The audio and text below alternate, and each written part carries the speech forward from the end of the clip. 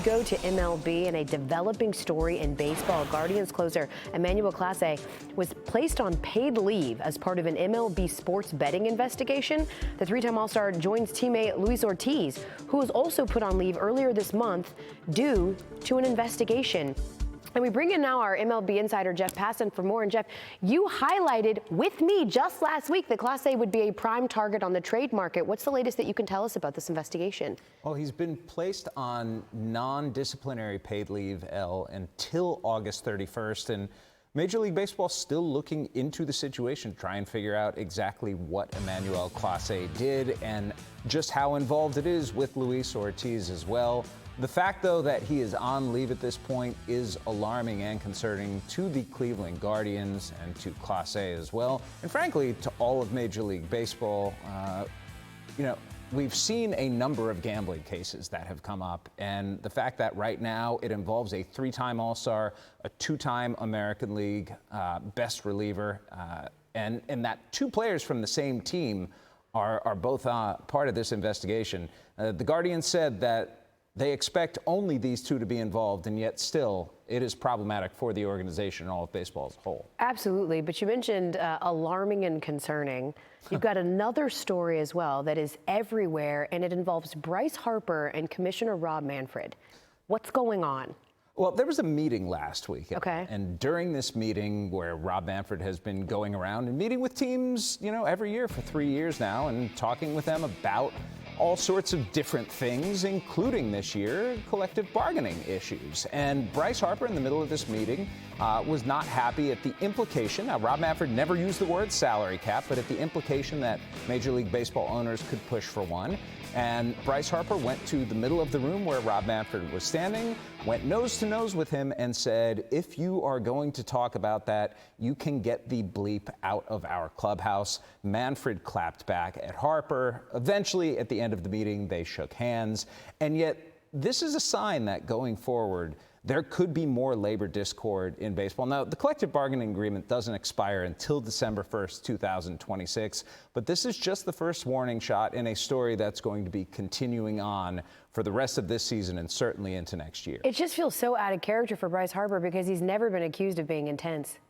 The Phillies are a game and a half back on the Mets for the lead in the NL East, and Jeff is sticking around. That's called sarcasm, friends. Thank you. Jeff's sticking around so we can talk some actual. We're 72 hours away, trade deadline, so you've got some news for us, some things that we should be looking out for. That's still ahead.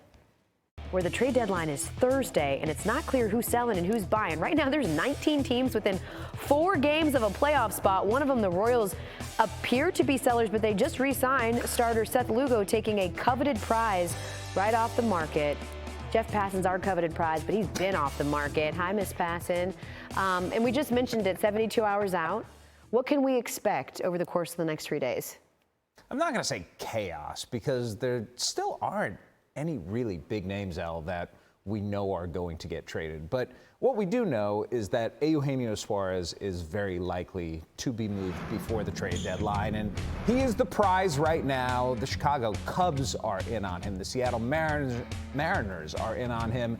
To a lesser extent, the Cincinnati Reds, Philadelphia Phillies, maybe the Detroit Tigers in the mix, but look at the numbers right there. 36 home runs, has a chance to get to 50 this year, and has been absolutely phenomenal. And look, there aren't a whole lot of other impact bats out there right now, but really it's starting pitching that teams are going to look at. And Mitch Keller, a guy who's got 3 years and $55 million left on his contract. Sandy Alcantara, another couple years as well. Those are the guys, long-term pieces that you can keep. And go back to the Arizona Diamondbacks for the short-term starters. Both Merrill Kelly and Zach Gallen are going to be free agents, and there are a lot of teams out there looking for guys, whether it is the Cubs, the Yankees, the Mets. You can go on and on. Everybody needs pitching, and everybody needs high-level pitching because once it comes to October, you absolutely cannot have enough. Yeah, it wins championships, right? You mentioned those Cubs, and they take on the Brewers tonight, battle of the NL Central. Why do you think that this week is going to be so important in deciding who wins the division?